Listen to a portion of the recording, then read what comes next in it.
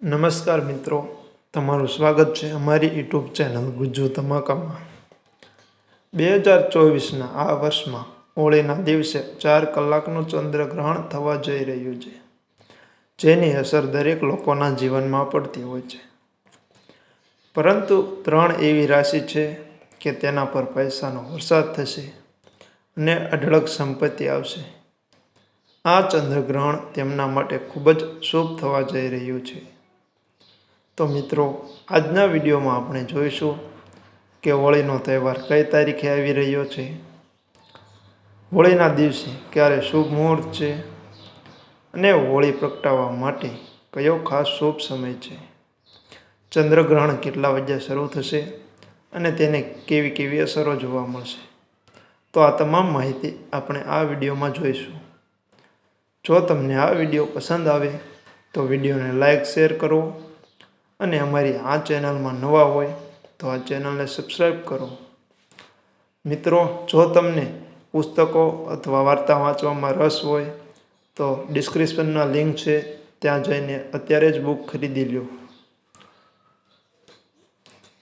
ચાલો આજનો વિડીયો આપણે શરૂ કરીએ।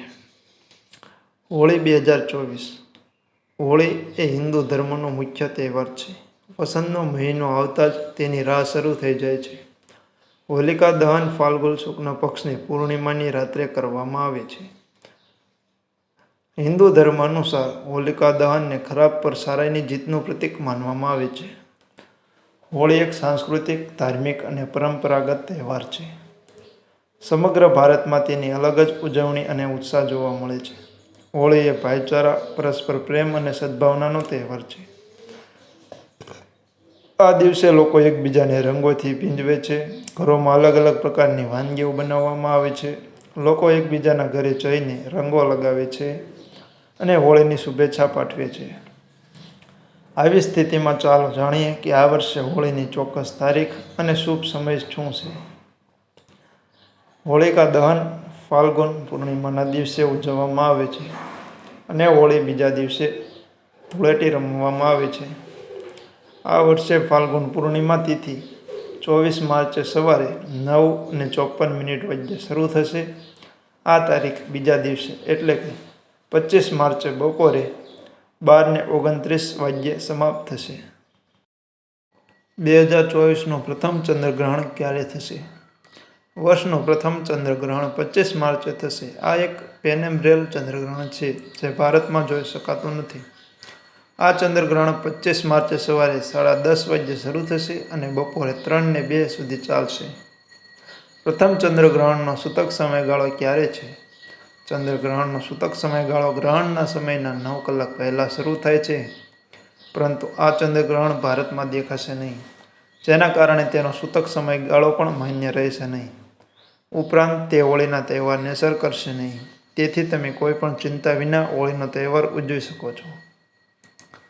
આ રાશિના લોકોને ચંદ્રગ્રહણનો લાભ મળશે। મિથુન। મિથુન રાશિના લોકો માટે ચંદ્રગ્રહણ ફાયદાકારક સાબિત થશે। જો કોઈ કામ લાંબા સમયથી થતું ન હોય તો તે પૂર્ણ થઈ શકે છે। માનસિક શાંતિનો અનુભવ કરશો, સ્વાસ્થ્ય સારું રહેશે અને પરિવાર સાથે સારો સમય પસાર કરવાનો મોકો મળશે। પૈસાની બચત કરી શકશો। સિંહ રાશિ। ચંદ્રગ્રહણની અસરથી તમારા જીવનમાં સુખ આવવાનું છે। તમે તમારા અંગત જીવનમાં ખૂબ આનંદ અનુભવશો। રોકાણ માટે આ યોગ્ય સમય છે। આ સમયગાળા દરમિયાન તમે જે પણ યોજનામાં રોકાણ કરો છો, તમને નફો ચોક્કસ મળશે। પારિવારિક વાતાવરણ ખુશનુમા રહેશે। મકર રાશિ। મકર રાશિના લોકો માટે ચંદ્રગ્રહણ સારા પરિણામ લાવશે। માતા પિતા દરેક કામમાં સહકાર આપશે। જો તમે સ્વાસ્થ્ય સંબંધી કોઈ સમસ્યાથી પરેશાન છો તો તમને તેમનાથી રાહત મળશે। માનસિક તણાવ દૂર થશે અને તમારા જીવનમાં સારો સમય જોવા મળશે। તો મિત્રો, આ વર્ષે ચંદ્રગ્રહણ ખાસ કરીને 25 તારીખે થવા જઈ રહ્યું છે।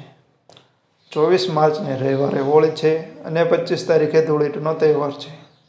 આ તહેવારને રંગોનો તહેવાર પણ કહેવામાં આવે છે। મિત્રો, તો અહીં આપણો આ વિડીયો પૂરો થાય છે।